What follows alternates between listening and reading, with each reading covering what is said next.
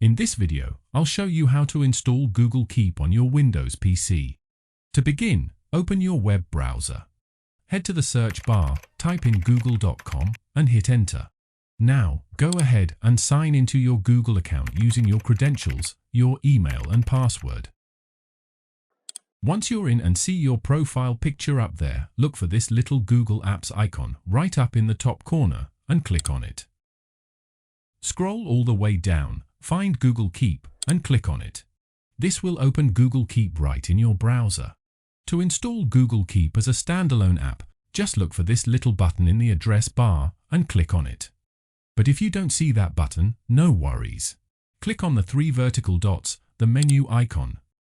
Hovering over Cast, Save and Share, then click on Install Google Keep, then clicking Install once more. Within seconds, Google Keep is now installed as a full application on your PC. If you'd like to ping Google Keep to your taskbar, go ahead and click Yes.